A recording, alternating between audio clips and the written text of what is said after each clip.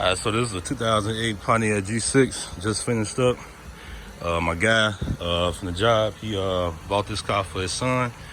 Surprisingly with it today. Son doesn't even know, but he wanted me to do some little modifications to it. So I changed the front low beams and high beams to LED.